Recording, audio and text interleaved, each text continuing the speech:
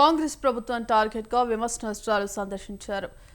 MLC Telangana జాగృతి అధ్యక్షురాలు కవిత నమ్మి ఓట్లేసిన రైతాంగాన్ని రేవంత్ సర్కార్ నట్టెట్టా ముంచిందని మండిపడ్డారు.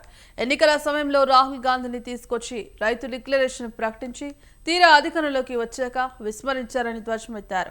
50% రుణమాఫీ కూడా కాలేదని, కౌలు రైతులకు ఇచ్చిన హామీని ఇంతవరకు నెరవేర్చలేదని ఆగ్రహం వ్యక్తం చేశారు. ఆమె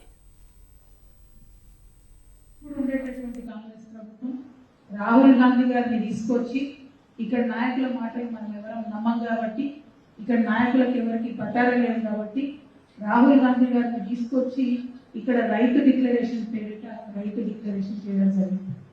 మరి చేసినటువంటి ఆ రైతు డిక్లరేషన్ లో ఇవాళ మనం ఒకసారి వెనక్కి తిరిగి చూసుకుంటే ఏమాత్రం కూడా ఫుల్ఫిల్ చేయనటువంటి పరిస్థితి కనబడుతుంది. రైతు డిక్లరేషన్ చేయగానే వరంగల్ రైతన్నలంతా కూడా ఆల్మోస్ట్ 1982 నుండి ఎన్నడూ కాంగ్రెస్ కి రానని సీట్లు ఈసారి గెలిపించింది. 12 సీట్లు ఉంటే 10 సీట్లు కాంగ్రెస్ ఎమ్మెల్యేని గెలిపించి వరంగల్ రైతన్నలంతా కూడా కాంగ్రెస్ పార్టీని నమ్మి ఓట్లేసి నమ్మినటువంటి రైతులను నిండా ముంచినటువంటి సర్కార్ ఇప్పుడు నడుస్తున్నటువంటి కాంగ్రెస్ సర్కార్. ఇవాళ రాహుల్ గాంధీ గారిని మేము ఛాలెంజ్ చేస్తా ఉన్నాం, రేవంత్ రెడ్డి గారిని మేము అడుగుతా ఉన్నాం.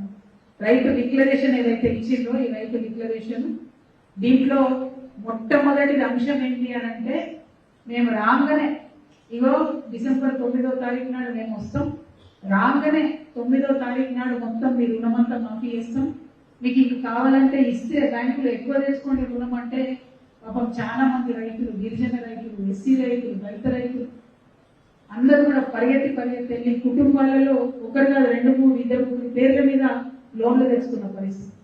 తీరా చూస్తే మొన్నటిదాకా సాగదీసి తెలంగాణలో ఉన్న అన్ని దేవుళ్ళ మీద ఒట్టు పెట్టి 50% కూడా రుణమాఫీ చేయనటువంటి పరిస్థితి ఇవాళ కాంగ్రెస్ ప్రభుత్వం తీసుకొచ్చింది.